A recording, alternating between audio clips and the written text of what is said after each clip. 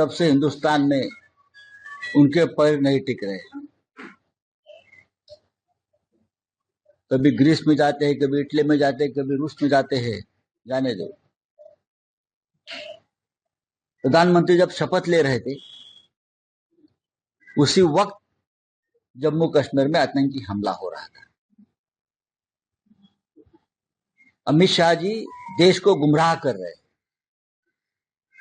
अगर आपने अमित शाह जी का बयान देखा होगा कि जम्मू कश्मीर में पूरी तरह से शांतता है, सब कुछ कंट्रोल में है। ये गृह मंत्री का बयान है, ये डिफेंस मिनिस्टर का बयान है। लेकिन जब से ये सरकार बनी है 10 साल से, खास करके 370 कलम हटने के बाद जम्मू कश्मीर की स्थिति बिगड़ती जा रही है। ये सच है। कितने जवान शहीद हो गए उस बारे में जरा आप हमें जानकारी दीजिए 10 साल में, या 370 कलम हटाने के बाद। सबसे ज्यादा जवान शहीद हो गए हैं इस सरकार के कार्यकाल में जम्मू कश्मीर। कल का हमला भी बहुत ही खतरनाक है,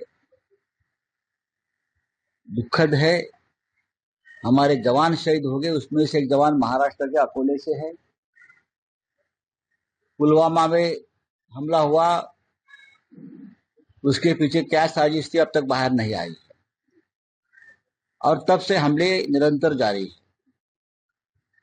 तो ये जिम्मेदारी किसकी है? ये जिम्मेदारी देश के प्रधानमंत्री की, देश के गृह मंत्री की है और देश के रक्षा मंत्री की है।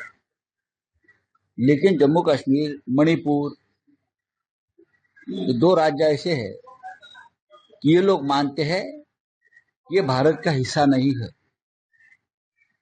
राहुल गांधी जी कल मणिपुर में गए, आपने देखा होगा क्या हालत है मणिपुर। जम्मू कश्मीर की हालत भी उससे बेहतर नहीं है, बहुत ही खराब है।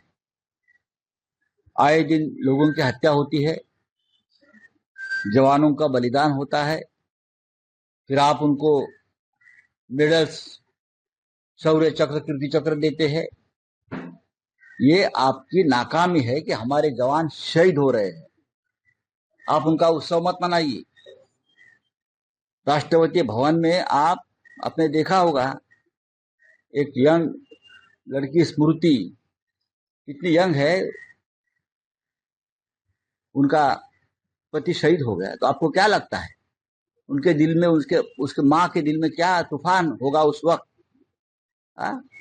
ये जिम्मेदारी जो है ये सरकार की है कि आपके होते हुए 56 इंच का सीना वाले आप होते हुए हमारे जवान 5-5, 10-10 जवान शहीद होते हैं दर दिन।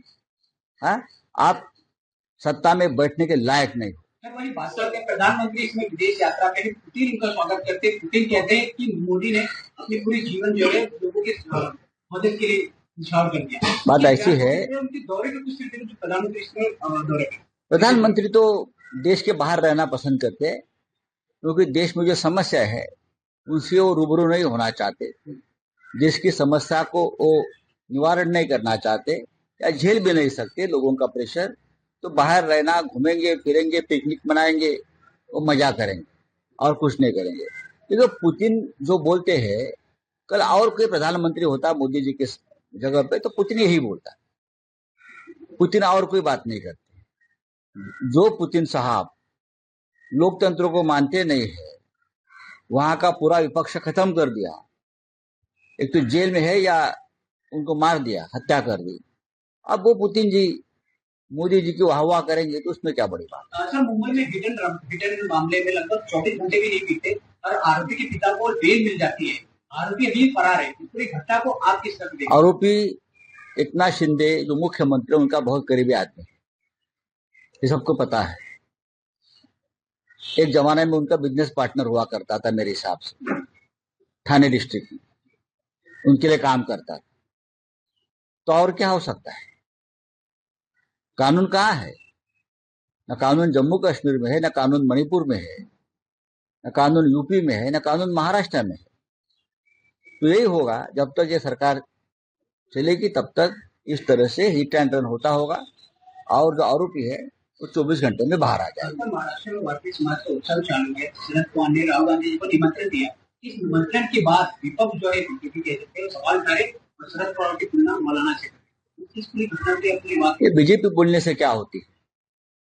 कौन से मौलाना शरद पवार? आप कौन है?